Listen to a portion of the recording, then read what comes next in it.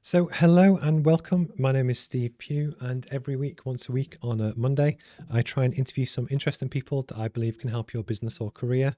My guest today is no different, someone that I've actually known for quite a few years in different guises as well, so that'll be really interesting. But I'm going to introduce you to Michael Richardson from ACT Group. We're going to talk through his journey. And actually, I always like to introduce you and talk to people that I class as real business owners, people that run real SMEs in the real world. That often with most podcasts, all you ever see and hear of is your Bill Gateses and your Elon Musks. And don't get me wrong, they're cool enough people. But actually, it's harder to learn from someone that's at that multi-billion-dollar kind of journey when actually, companies sub 50 million have kind of gone through the journey, and talking to business owners that have kind of been through it. Hopefully it's quite interesting. So if you join us for the next kind of 30, 40 minutes, we're going to go all the way through Michael's career, how he started his business, the kind of journey, and we'll kind of touch on all of that as well. So cool. I hope you join us. And Michael, I'm just going to bring you in. There we go. So you're now live. Would you like to say hi to everyone? Good afternoon, everybody. So where did we first met? So I think we first met when I was at Bignell Group. That's correct, yeah. And so for people that don't know, so Bignell Group is a machine shop amongst other things. And we have, well, basically, if you run a CNC milling or turning machine shop, you have machines that make stuff. And those machines need tools. And basically the tools are the cutting blades and the parts, the consumables for big machine shops. So basically whenever you have industry that makes stuff, and it could be, actually this cut probably wasn't machine, but regardless, makes kit for loads of different industries, people always think of the obvious. It could be the Rolls Royce that makes the jet engine, but actually there are hundreds of companies within the supply chain that have really, really good businesses that supply into that. So Michael's a great example. Would you like to give people a quick kind of overview on ACT, just to kind of set the scene? Sure. So ACT is 15 years old now. We've got two divisions. We've got the cutting tool division and an oil division, and we supply SME subcontractors with cutting tools, engineering services, oils, and all the peripheral stuff that goes with that. Fair enough. Cool. No, it's good. But obviously, because I know more about your background and also how it fits with suppliers, we'll kind of dig into it. So one of the things I always like to do is talk to people and actually share and explore some of your kind of backstory about what you were like at school and that kind of thing. Purely because that when people kind of log on and see this on YouTube in 5 years' time, because they all kind of get clipped and saved up, I think often you always see that business education, but education in general, is always geared towards degrees and GCSEs and A levels and stuff.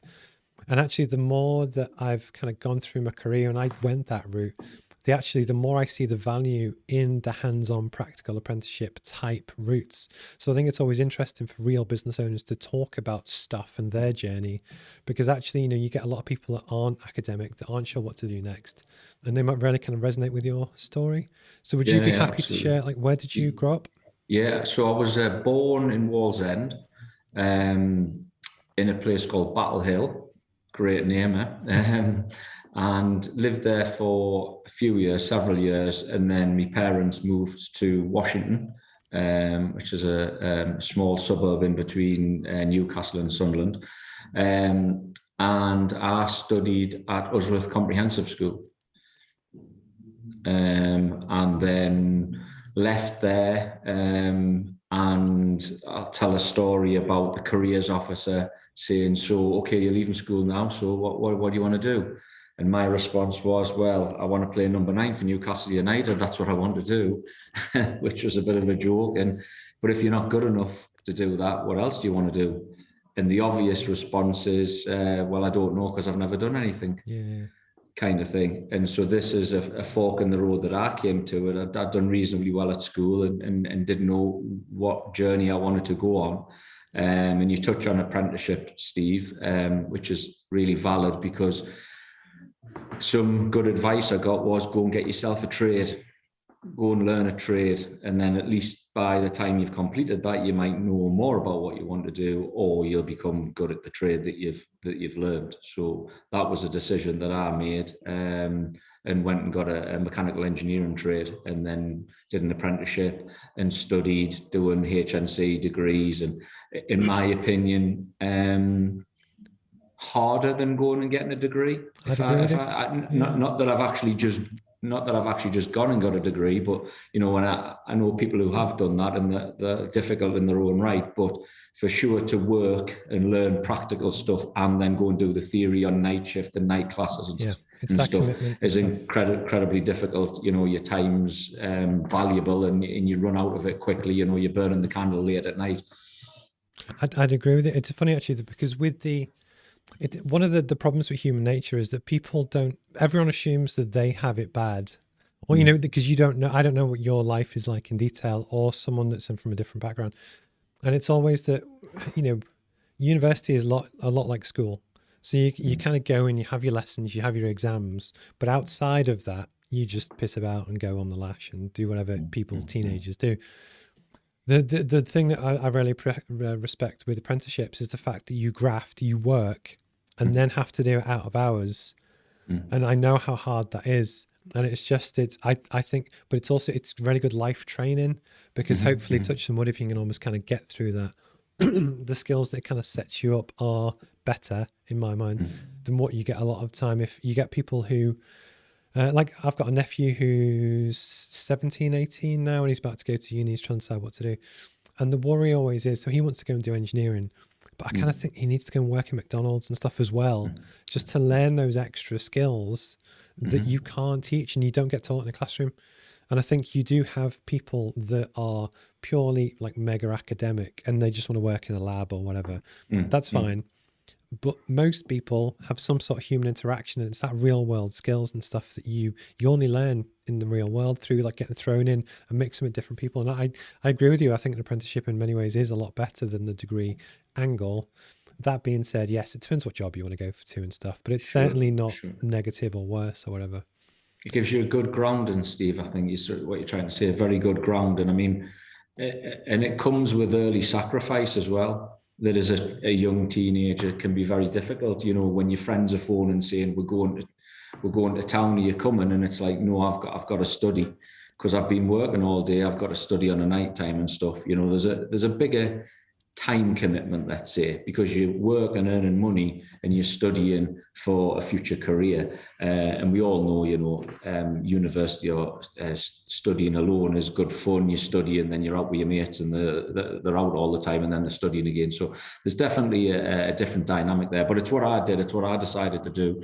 And I think it served as well, for sure.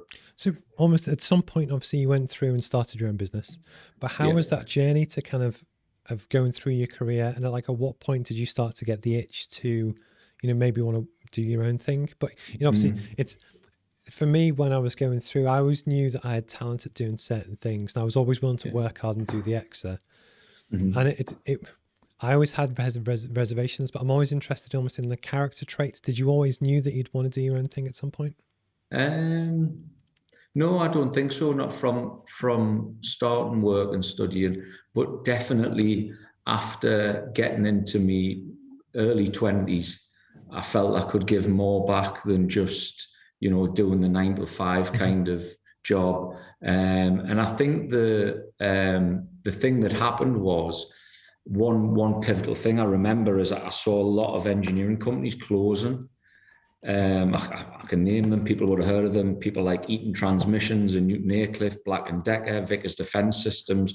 And when I was working, I saw those close. And I think that was the catalyst to I want to try and make a difference. I want to try and do something different and protect or save or support Northeast engineering, because they're big players, and when they go. You never see them come back again, and that's been the case. So I would think probably when I first got off the tools, let's say, and I was out into sales and that kind of world, and I saw those things happen, and I thought I'd like to have my own business and maybe I can deliver more to help engineering or an industry. Can I ask how you found that change? So obviously you were a very kind of skilled craftsman. You knew what you were doing to make stuff. Yeah. To then transition and pivot into sales. Well, my mother's a sales person, so I was probably from a decent mould to do that. I think it was the making of us, Steve, to be honest. I think I was doing a decent job You know, I'd like to think anyway, on the tools, I was making plain parts, printing parts, lots of different subcontract and companies over the years. And then I got into sales, and the company who I joined did really well with us. They're really educated, and it was a bit like letting the cat out the bag. And I got hungry for it and learned very quickly. I think the thing is resilience and lots of failure, and then during that you learn. You've got to learn quickly, and then you don't make those mistakes again. So yeah. I enjoyed that, actually, that journey of learning and getting educated in a different world, and then it just made us hungry for more and to drive on for more, really. Because I must admit, with one of the companies that I support, when we're looking at the career progression for different people in the team, you have a lot of people from kind of technical engineering backgrounds or degree backgrounds, whatever. And it's when I'm trying to explain to them that a lot of the career potential, if you can learn the commercial side to it and sales and interact with customers, is actually often where if you one day run the company, it's all about the relationships and, you know, that kind of thing. I think often it's quite common where, you know, you have skilled trades, and it could be a solicitor, it could be a lawyer, it could be whatever, that just don't like the idea of selling or working with customers. But actually the ones that can crack it and do both have such a good skill set to be able to kind of. I mean, I would say that going back to my youth, there's a thing about taking part. You know, it's better to take part, and I get all that, and I agree with it, but I'm terrible for winning. I want to win, you know, and I think I always, you know, people ask us, you know, what would you say about this? What would you say about that? I always look at the best and try and be better. And I think that's always a strive to improve, to develop, never be comfortable with what might be really good. Look at what's better and improve it further and further. And I think with the winning mentality I have, I think those are the characters that have like drove us on to do better and do more and grow as a person more than anything else. So just out of interest, for what you do and what ACT does, do you have like global multinationals that you kind of aim for or target?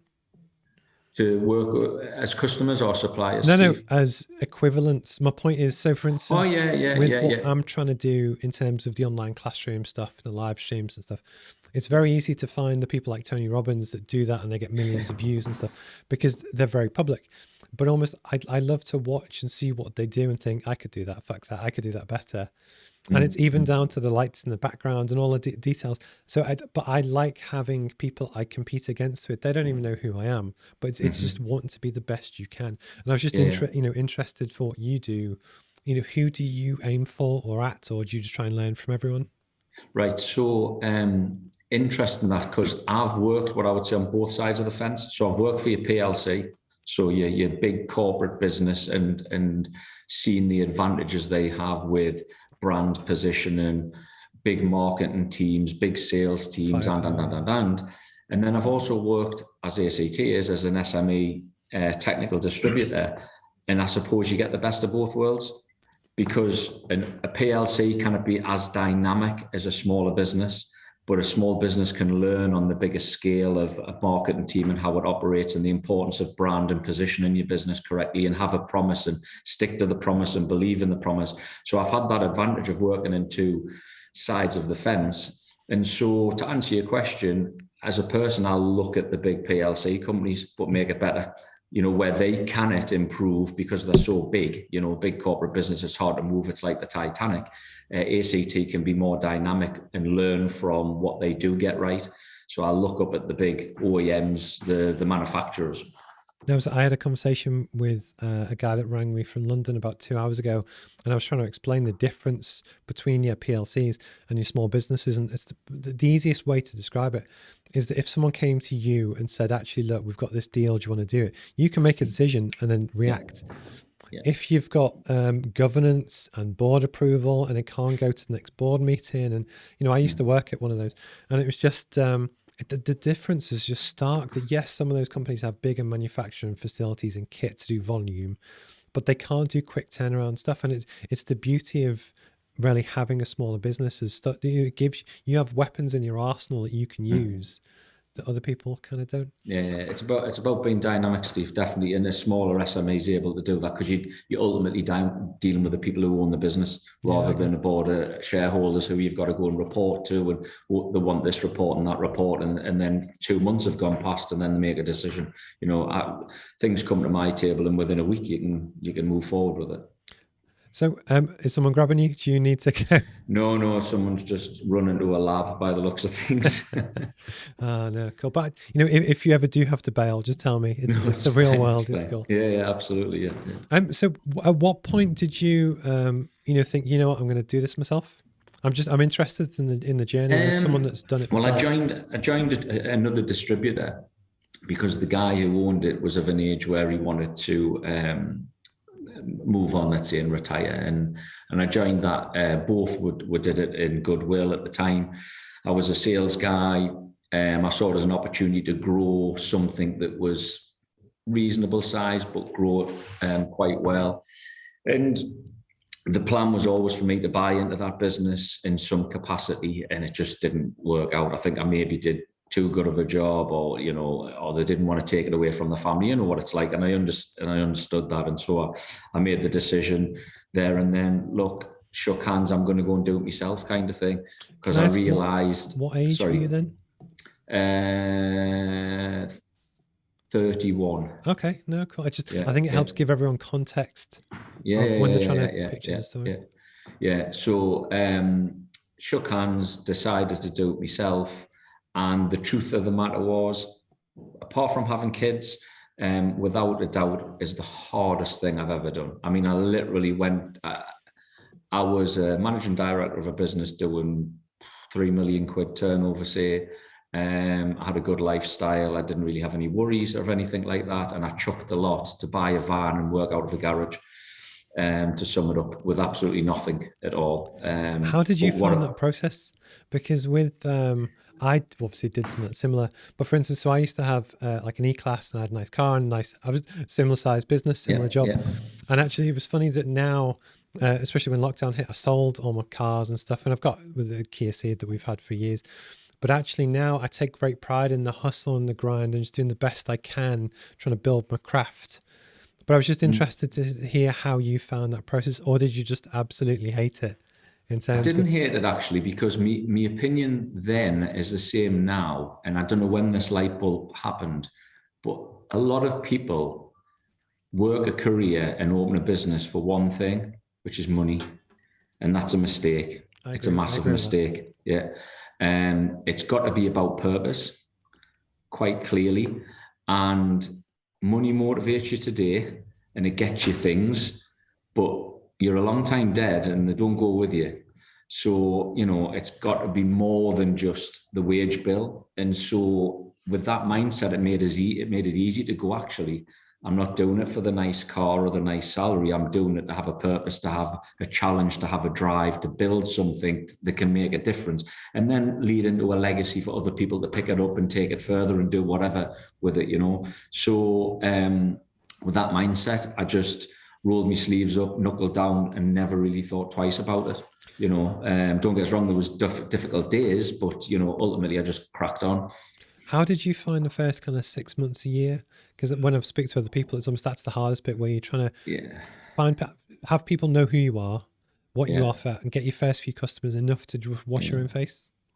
10 months it was for me, I think. 10 months, I didn't pay myself a penny, lived on savings, and worked 7 days a week for 10 months. So 5 days a week I was selling and delivering. In 2 weeks I was doing all my invoicing and chasing money and getting the nuts, the cogs to turn. So for 10 months, I would say, it was actually my accountant who said I think it's about time you pay yourself a salary, because it was just 24/7 for 10 months. Very difficult, hard graft, but very rewarding at the same time.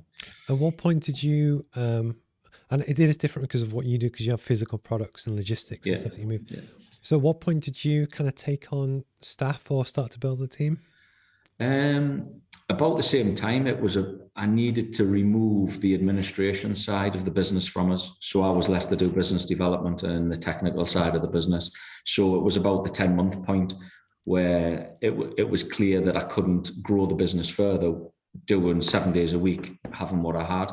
So it was about 10 months was the first person. And then early in the second year, I took my first logistics person on and another business development guy. So yeah, just about a year.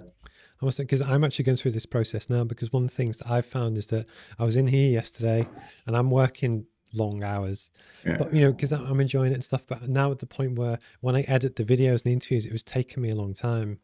So a guy called David Winters is actually going to, this is the first video that I'm outsourcing for someone else to edit on my behalf. And likewise, there's someone else, so I'm at that point now where bringing in some of the help to just free up your time that allows the entrepreneur or the person to just spend more time doing more of the valuable stuff that they need to do. And So that's am why I the guinea pig then, Steve? I hope he does a good job. well, we'll soon find out.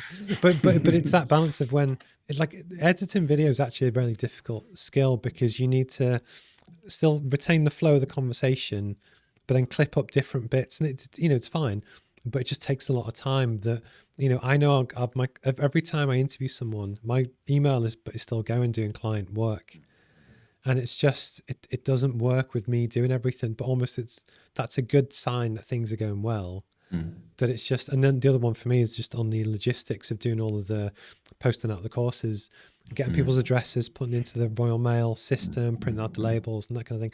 I enjoy the graft, and I actually enjoy doing it. And did you ever, I know smartphones weren't necessarily a thing, but did you ever keep records or take photos of the journey in your first office and your first van? It's a regret I have, actually, because so when I started, my garage was the stores.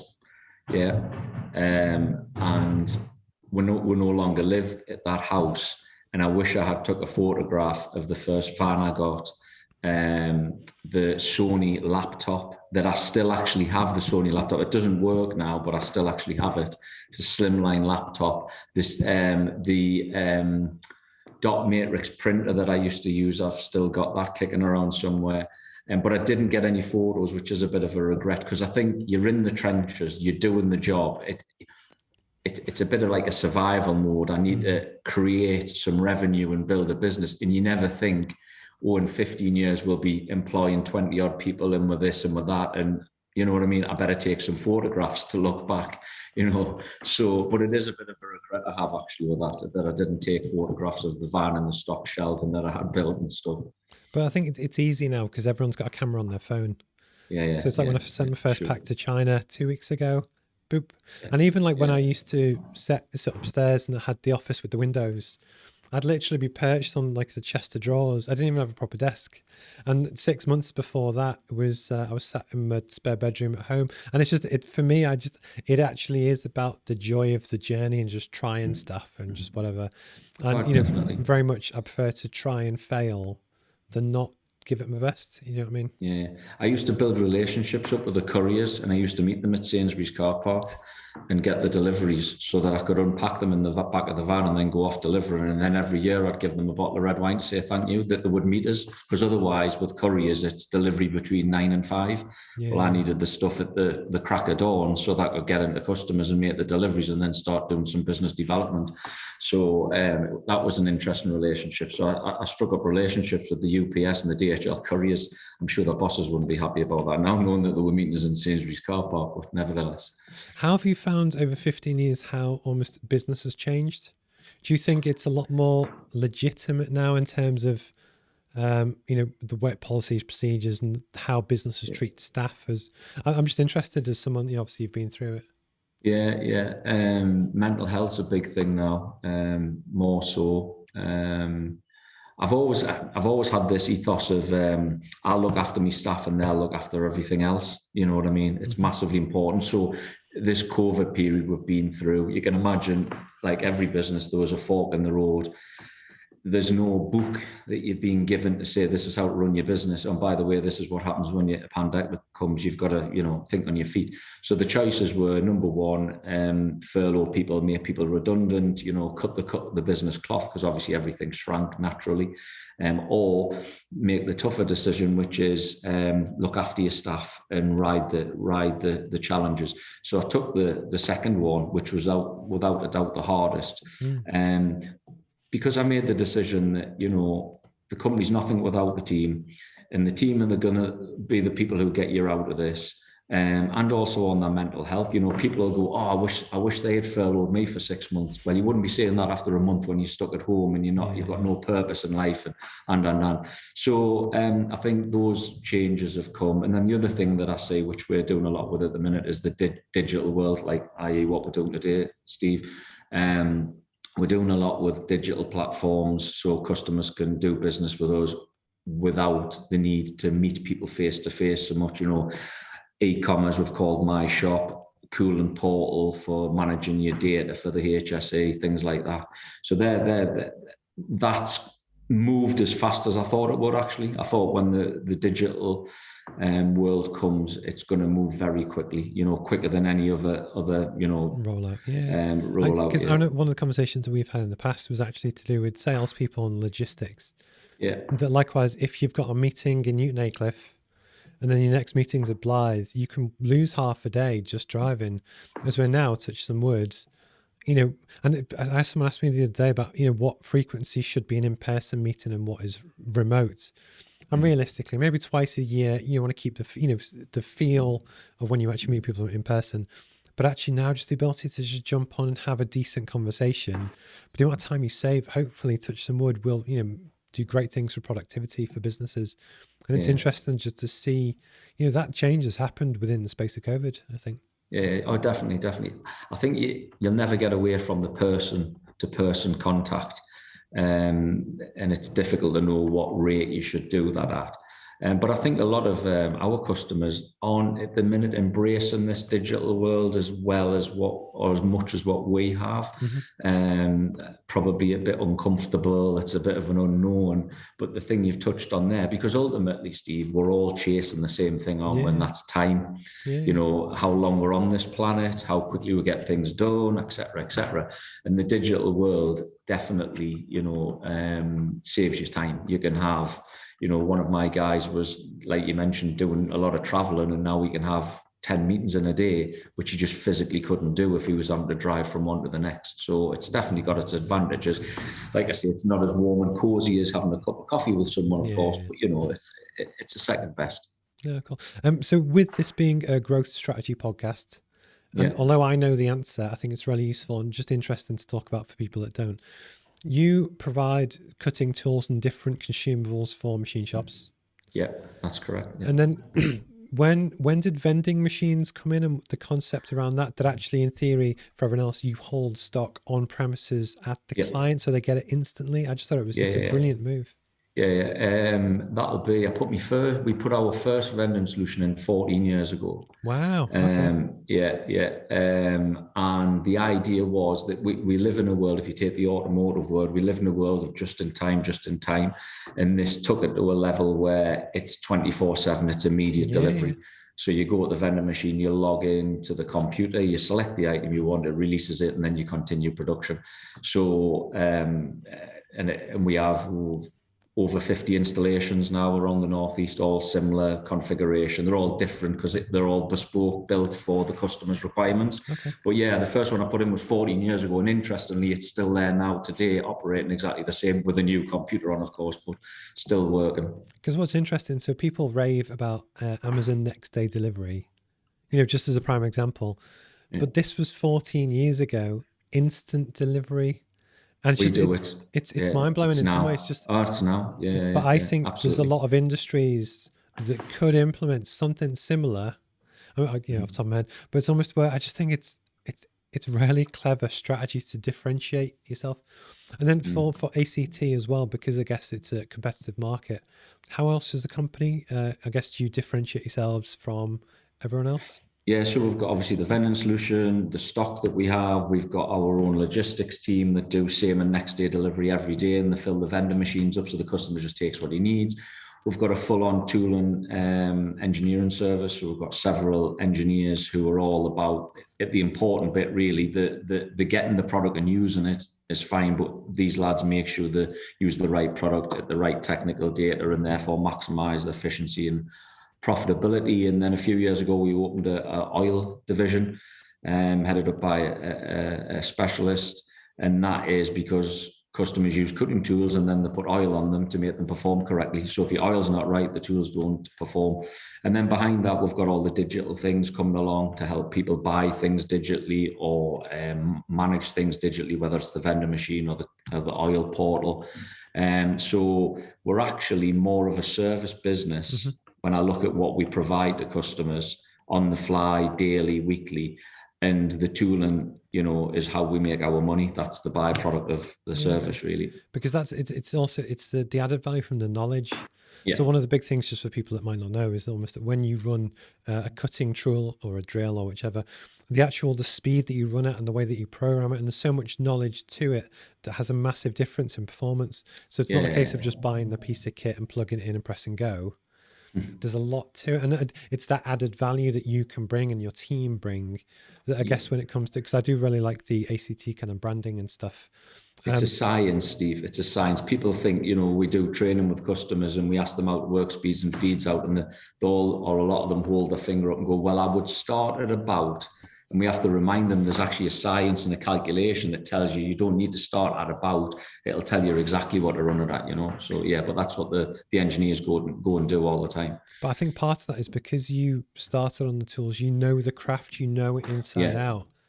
And it's that you can't fake, if that makes sense. Because again, when you're looking at competing and about, solving problems and doing stuff, and there'll always be someone from China or somewhere that in theory will provide the same drill bit cheaper.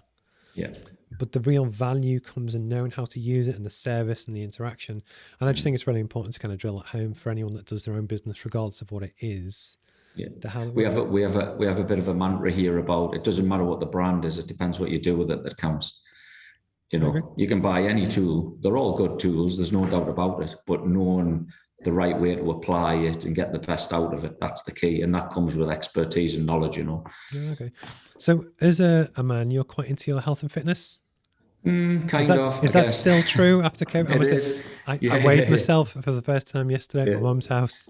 And I won't lie, over lockdown, I launched the roadmap and I was working really hard, but my weight did slip a bit. I've kind of started running again. But it's almost like, how important do you feel health and fitness is to entrepreneurs and business owners, just for the mental health and almost the headspace side to it? Headspace, that's the key. As you know, Steve, I cycle, and there's the physical fitness side of it. But the reason I do it is headspace. I think my best ideas, it clears me head. All you're thinking about is the cycling, really, and things pop into your head. It's my time. The biking's my time. It's the only time probably I haven't got a business that I'm dealing with or kids or things like that. I'll go out on my bike and there's just me on my bike and maybe some pals as well, but me on my bike ultimately. And it is good health space and good for your mental health, for your sanity. Yeah, I agree. And it's almost when you're pushing yourself so much that you're almost in tears. But you're pushing yourself, and that's almost when you get, because I've almost got a theory about this, because my wife Lisa runs, as you know, and she's training for a marathon. But almost when people meditate and they talk about meditation, it's all about some sort of repetitive action that you think about that action that therefore frees up the headspace. But you get that from sport, you get that from basketball or cycling or whichever, where you're concentrating so much on something that's where I do my best thinking. And it's a redirection of your energy as well. If you're piling your energy into a business, let's say, and then you finish on it whatever day and you think, I'm going to go for a bike ride, I'm going to go for a run, I'm going to go to the gym, I'm going to go for a walk, whatever it may be, you focus, any worries you have about work or challenges you've got, refocus immediately into the thing you're actually doing. So in other words, you forget about them. And when you go back to think about them, you go back with a clear head. Yeah. And then you look at it completely differently and go, oh, actually, I know what the answer is to this, or I think I've got an idea, or whatever it may be. I've had some of my best ideas riding a bike, to be honest, because I'm not over focused on it. No, that's fun. So what does the future hold for ACT? What's the dream? What's the dream? Goodness me! Change engineering was one of the pillars that I built the business plan on. I'm optimistic. We're doing well. We've definitely started the recovery now out of this COVID period. The business is increasing. Business development in both the tooling side and the oil side. We're actually, if I sound a bit echoey, I should have mentioned that at the beginning, we're actually getting building work done. So because of the increase in stock that we've had to buy, because of demand and what have you. So yeah, I'm really optimistic about it. The future looks good. The digital platforms that we're launching are excellent, and the My Shop e-commerce site will be one of a first. I think it'll be game changing, which is basically a multi-branded e-commerce parametric technical site where customers can go on, answer questions, and it'll spit out the tool that they need to do with speeds and feeds, and then allow them to order it and deliver it next day. So again, going away from the having to phone someone to get an answer or email, they can do it on the mobile device on the fly, which will be game changing. A lot of the OEMs have it, which is brilliant, but no independent distributors got a multi-branded version of it. But I think it's great because what you've done is identify the pain point of the customer is for them the ability to price a job, and they often need to know how many tools, how many speeds, how fast can they make it and stuff. And it's a very clever way to add value, and therefore makes you a hell of a lot more valuable than other people. But I'd probably guess that, almost as the entrepreneur, you enjoy coming up with these new things and figuring out how you evolve as a business. I'm guessing you didn't stand still for the past kind of 14 years. It's always thinking about what to do next. Yeah. Well, we've got an operations manager here, and I had a review meeting with him recently, and they asked him what he liked. He said, "I love the fact it changes all the time, constantly developing, constantly changing." I mean, I just think if you're not moving forward and changing, well, you're just flat on you. You've got to be looking to be better. We're not perfect. We're far from perfect. But if we keep striving to change and be perfect, you never know. One day we might become that. But I think when you were saying before about being competitive, for me, that's the thing that I know that if I'm working hard on a Sunday and my competitors aren't, I'm making ground on them. And I love it. That's the stupid thing that it's the winning, Steve. It's the winning. Honestly, I know it's a right thing to say to your kids that it's not the winning, it's the taking part. But I joke on with my son saying, yeah, but you still want to win. Otherwise, what's the point of taking part? You want to try and win. You know what I mean? No, I agree. Cool. So at the end of every interview or near the end, I always ask two main questions. And for me, this is almost one of the most valuable bits, and it gets its own kind of section on YouTube and stuff. Would you be happy to share what's the best piece of advice you've ever had? Oh, yes. I'll have a think. There's a few, Steve. Can I do a few, or does it have to be one? No, you can do as many as you want. I'll keep them short. I can think of two or three. One is hard work beats talent. I agree with that. Which if you've got both, you've just touched. If you've got both, you've got an added advantage. Agreed. But you've just touched on it. When you're working on a Sunday and your competition aren't, that's the hard work. I think the advice my parents gave us when I was a young teenager about get yourself a trade. I agree with that. I think that one, and also the only way to succeed is to fail, because you'll not learn otherwise. Can I ask you on that one? Yeah. Sorry? I was going to say, can I ask you on that one? Have you had any kind of major failures over the career? Yeah, absolutely. We've lost some customers, we've lost some big business, and we got it wrong, and we corrected it and learned and moved forward, and it made us better. And I personally have got things wrong and learned and thought, I should have done that differently. But we're only human, and you get it wrong, you learn, and then next time you're better. And so I think you've got to fail, definitely. I think lots of business people say that you've got to fail before you can succeed, really. It's just, I know from previous almost interviews that you always have people ask, any examples, but you've given some great ones. That's cool. So you've also talked about your career when you actually you learned your trade and stuff. If you were to give advice to your younger self, what would it be? Chase a purpose, not the money. Oh, okay, interesting. Yeah, all want a purpose. I think that's even more so now with the mental health issue that lots of people are suffering with. It's wanting stuff rather than giving stuff and having a purpose. It means more long term, definitely, and it gives you a better feeling than getting a bigger paycheck. Yeah, I think it also almost with age as well. You kind of find what makes you happy and what doesn't. And when you kind of crack that, so for me, the creating stuff and actually the hustle and trying and learning, I love learning new things because I'm always thinking I can use that. And even from this interview, I'm listening to what you're saying, thinking, how can I use it to then beat everyone else? And I think you're completely right that I think when I was a kid, I was like mega competitive. And I think I've tried to hide it for a long time, but actually it does burn inside me that when I see my competitors, the people I'm gunning for are $100 million businesses. And I'm just going to do my best and see what happens. And I think it's sometimes fun in some ways to have enemies that you kind of want to beat, just because it's a big that we're all in, and it's and we're all chasing time. Remember, Steve, we're all chasing time. We're all going the same place. Let's say, so that's why I think if you're chasing a purpose, it means so much more than £1,000 or another £10,000, or because they just get you materialistic things, not inner, success really. So before we kind of wrap up, is there anything you would like to talk about or plug before we go? Plug. I guess if there's anyone out there, customers who are looking for a good tooling or oil supplier or partner, give us a call, and I don't think they'll be disappointed.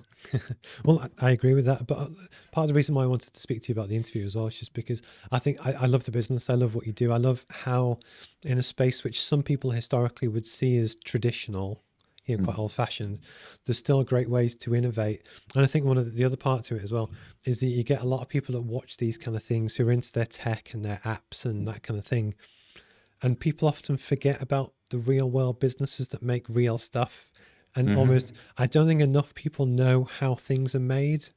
They know how to write an app and how to write code, but actually to, make impeller or something is just, and it just, sharing the stories of those kind of businesses, I thought was really cool. Interesting what you said about Amazon before, who now get a really good rap about their next day delivery, and you log on and you email your TV or whatever it may be, and it arrives. And I've been doing same day for 14 years.